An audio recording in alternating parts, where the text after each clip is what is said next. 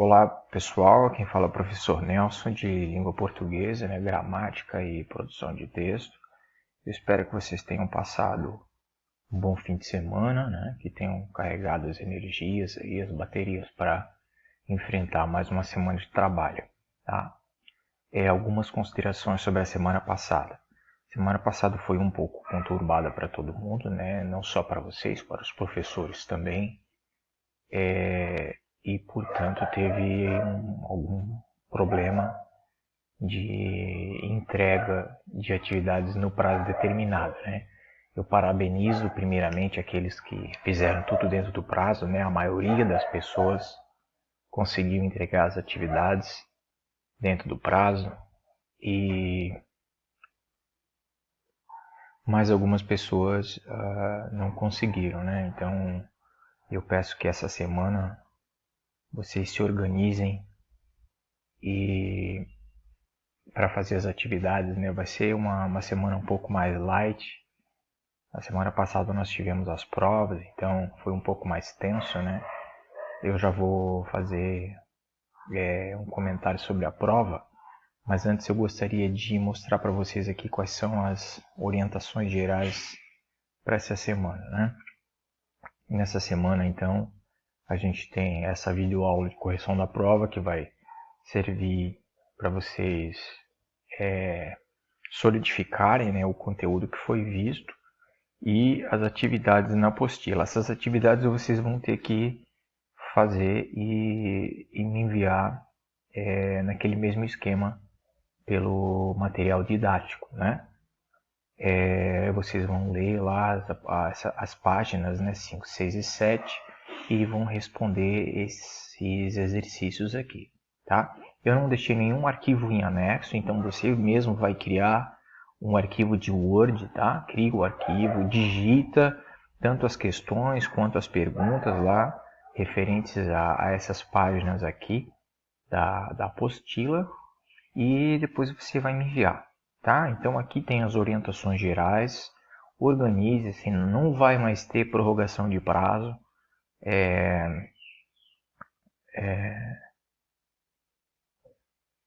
não mandem nada por e-mail, Não mande o WhatsApp, tem gente me mandando WhatsApp, não. É só pelo material didático, tem que ser arquivo Word ou PDF e dentro do prazo, tá? Dentro do prazo estipulado. Então leiam bem essas informações aqui e façam as atividades, tá? Eu queria agora fazer a correção da prova aqui junto com vocês. Então vamos lá. A prova de vocês, ela estava assim, Então você ia ler esse trechinho aqui e ia responder essa questão. A primeira questão é a questão mais complexa. Essa questão tinha que parar e pensar um pouco, só que a resposta era uma resposta clara, objetiva, e ela deveria ter ficado assim. Jack London escreveu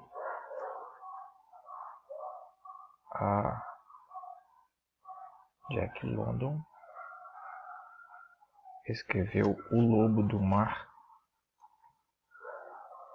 Aí você pode colocar o Lobo do Mar aqui entre aspas, tá? Vírgula, uma obra-prima. Era só isso, Se você prestar bem atenção aqui, era só isso. Alguns inverteram, escreveram, Jack London escreveu uma obra-prima, vírgula, O Lobo do Mar. Não foi exatamente o que eu pedi. Quem fez dessa forma ganhou a metade da pontuação, tá? Alguns inseriram outras informações aqui, aí a questão ficou errada, tá? Aqui dizia assim, nenhuma outra palavra deve ser inserida. Então, era isso aqui. A única opção que tinha aqui era você trocar esse verbo escreveu por outro verbo, Jack London, por exemplo, criou O Lobo do Mar, uma obra-prima. Você poderia achar ainda um terceiro verbo que fosse sinônimo desse aqui, mas a questão é essa aqui, essa é a resposta. Muito bem. Qual é a preposição que acompanha o verbo transitivo indireto do texto? O primeiro, O primeiro é influenciado. Então, essa é a preposição que acompanha, pelas. Alguns colocaram só pelas aqui. Outros abriram a preposição, porque na verdade a preposição é por, mais o artigo plural as.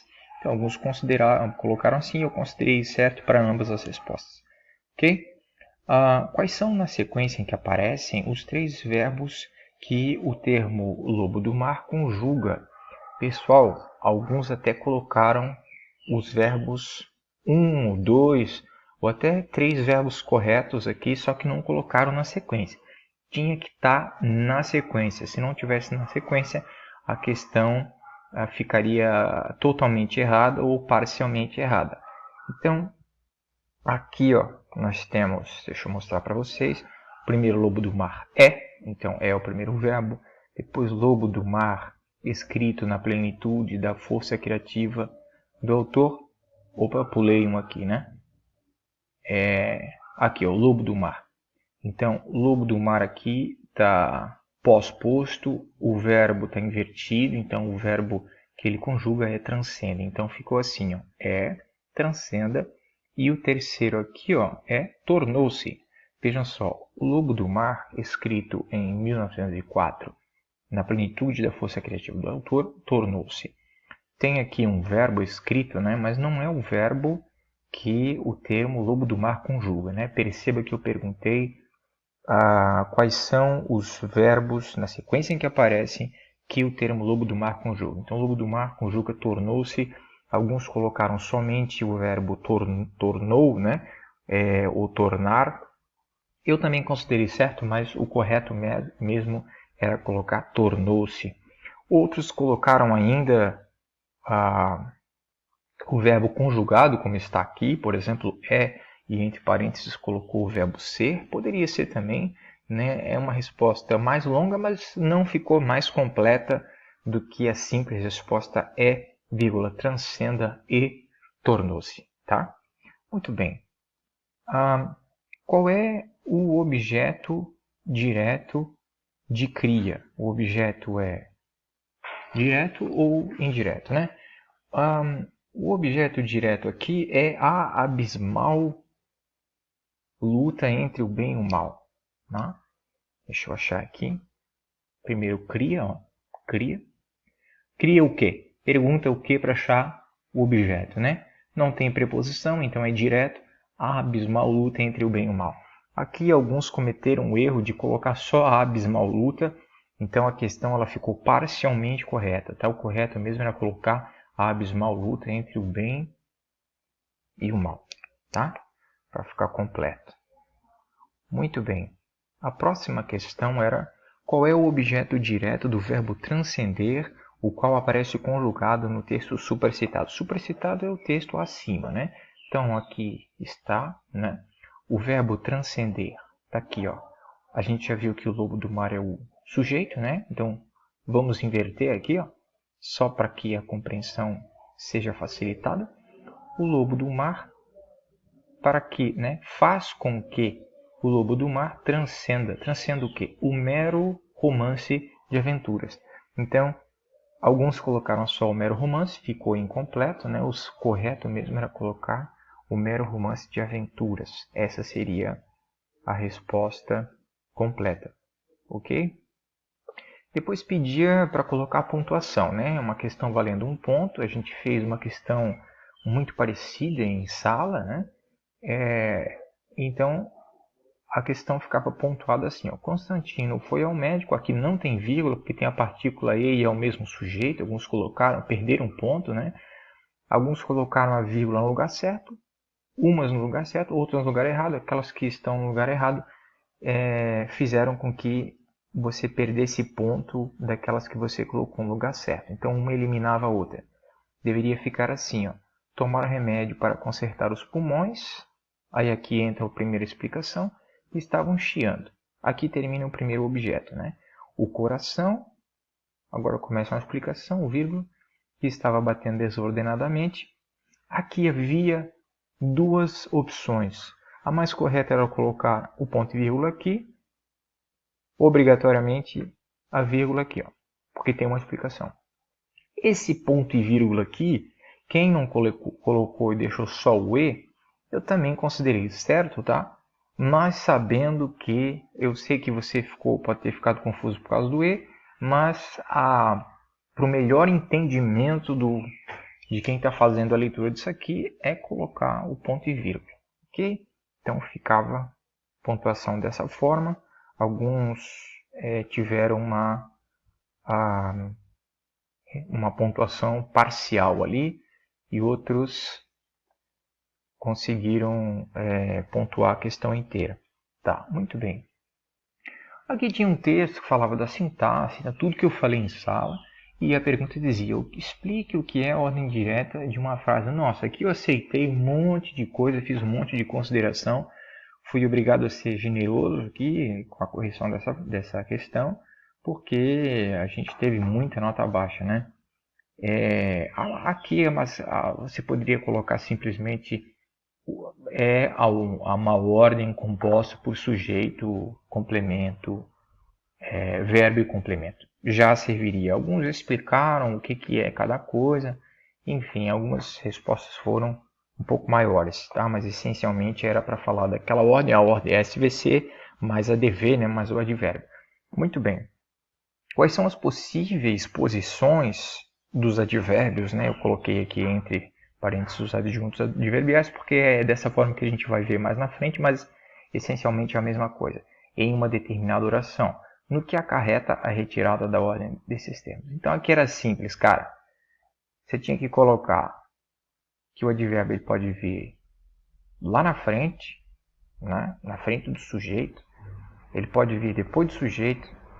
Ele pode, né, já no meio da frase, tem uma outra posição ainda no meio da frase, que é depois do verbo, e depois do objeto, que é lá no fim. Então, essencialmente eram 4 posições. Alguns colocaram somente assim, no início, no meio e no fim, eu já aceitei, mas não disseram no que acarreta a retirada da ordem direta aqui. Aqui teve umas respostas assim mirabolantes, né? No que acarreta a retirada da ordem direta desse termo. Ora, a gente viu que a retirada da ordem direta, dependendo do tamanho do advérbio, acarreta em retirada ou em colocação de vírgula, tá? Era só isso, para dizer se vai vírgula ou não, então você tinha que mencionar o tamanho do advérbio, tá? Possivelmente, não é obrigatório, mas possivelmente você tem que tirar ou colocar vírgula, dependendo da posição em que o advérbio estava, né? E passou a estar, tá? Pessoal, então é isso, né? Essa é uma correção rápida da prova. Para quem não entendeu, eu aconselho que assista, né? Ouça, né? esse vídeo novamente. Tenta fazer a prova de novo, que é um conhecimento importante. E não deixem de fazer as atividades que eu coloquei lá, as atividades referentes à apostila. Eu não deixei nenhum anexo, então você mesmo que vai ter que criar o arquivo Word, digitar as perguntas, digitar as respostas e me mandar dentro do prazo, tá? Se você quiser também transformar o arquivo Word em PDF, me manda dessa forma. Então são essas duas formas, tá? Por essa semana é isso, né? Tenho uma boa semana de trabalho e até a próxima aula.